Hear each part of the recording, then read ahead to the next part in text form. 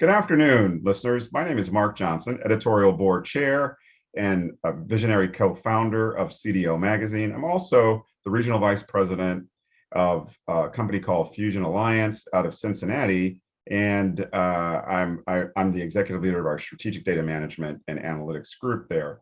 Today, I have the great honor and privilege of interviewing Ed Scott, CEO of ElectrifAi. Ed, welcome to the interview. Mark, it's so great to see you again. It's always my privilege to chat with you. What are some of the barriers that organizations are facing in leveraging the capabilities that you deliver out of the box? What are some of the kind of critical success factors or barriers to overcome to ensure that data can flow into these pre-built models and insight can flow out from?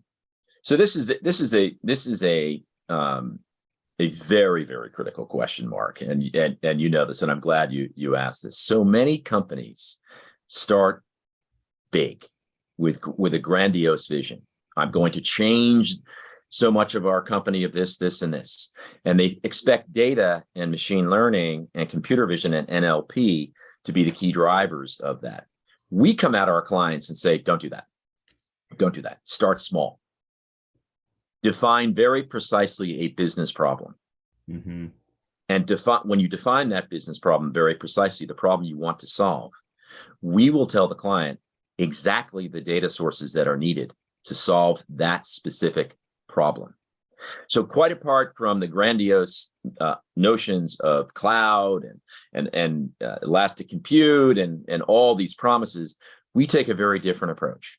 Let's identify the business problem, one particular business problem. Let's identify the data sources required to solve that business problem. We already know that. Right.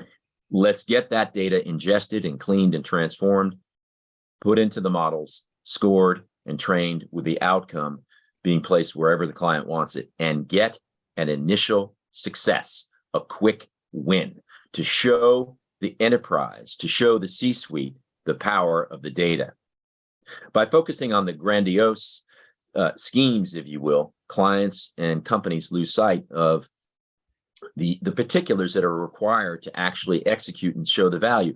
And when they don't see that value quickly, Mark, they begin to lose faith in it, or they begin to think about, you know what, we'll just do it the way we used to do it. So we take a very, very different and precise approach. Data is difficult. The data, whether it's in the largest companies, look, people can look on our website. We have the largest banks and retailers.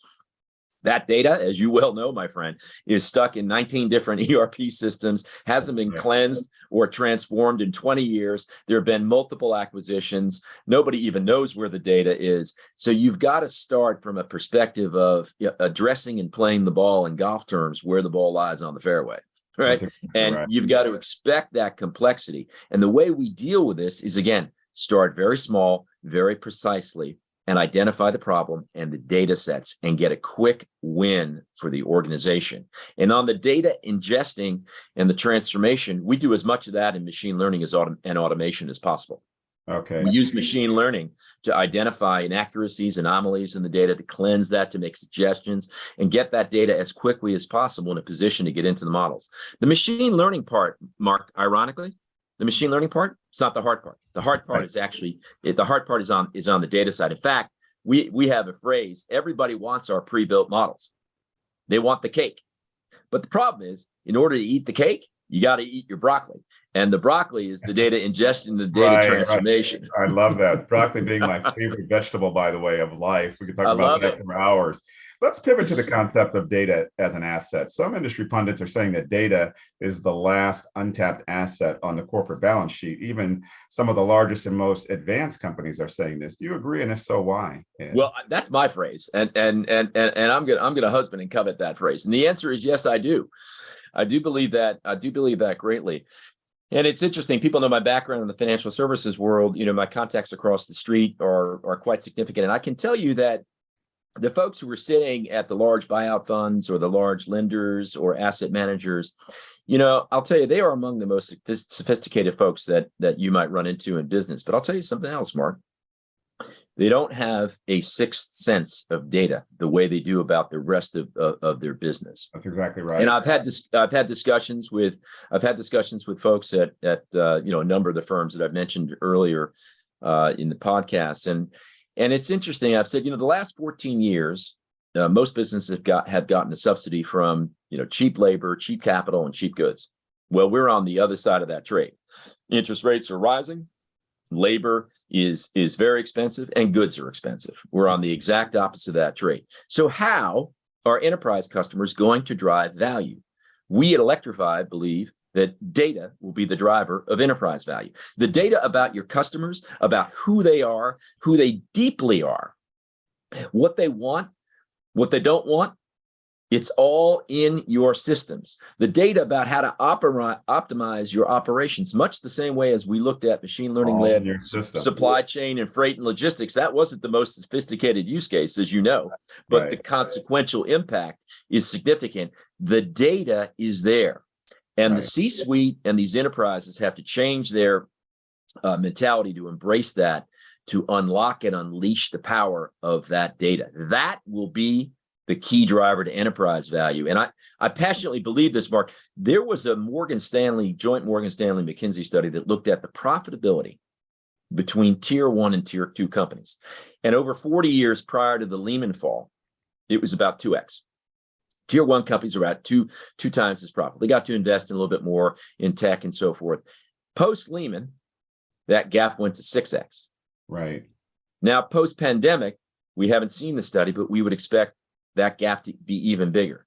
How are medium-sized companies going to be able to compete, medium or large-sized companies, if they do not embrace the power of their data? All of the cloud and the storage and the elastic compute, that's all enabling plumbing and infrastructure. But that's only that's like one hand clapping. How do you solve the business problem? How do you unlock the power of the data to drive the revenue and optimize the operation? That's the key.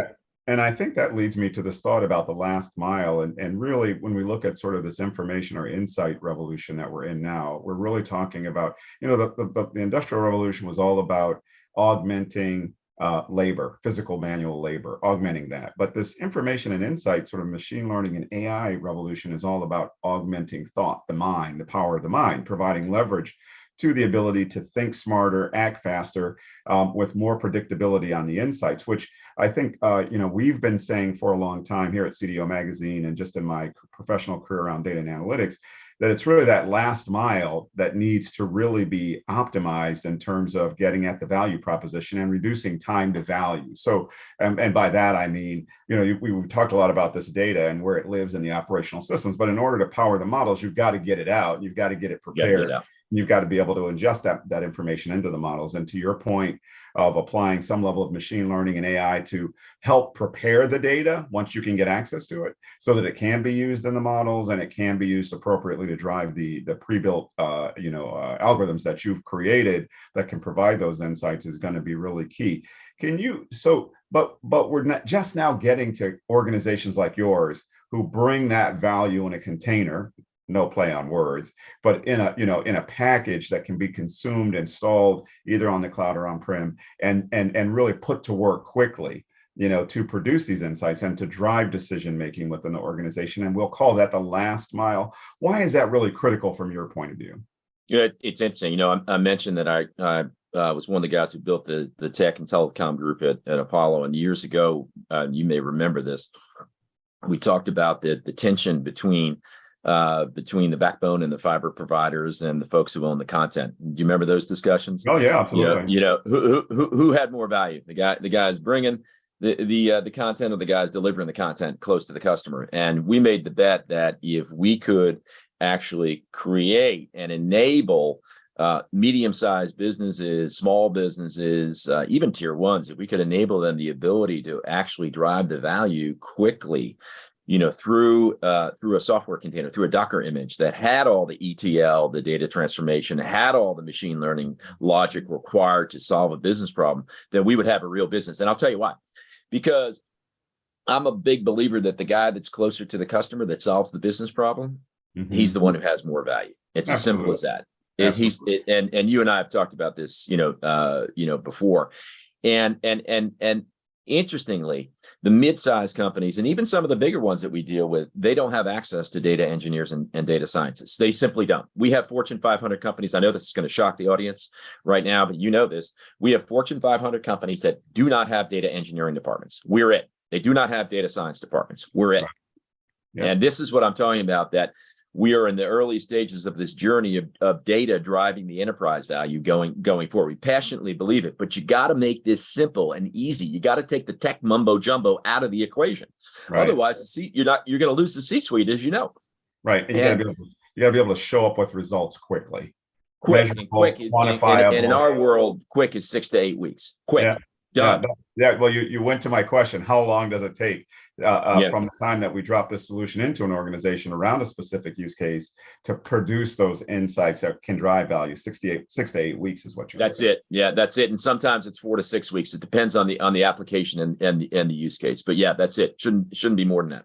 If you enjoyed this interview today, please come back to our site to hear more great interviews like this. And Ed, I'd love to have you back again. You can find those interviews here again at cdomagazine.tech and with other great leaders like Ed who are changing the world through data and analytics, which is I guess the season we're living in right now. Thanks again, Ed, for the time. Have a great day. Listeners, enjoy your afternoon, evening, morning, whenever you're listening to this interview.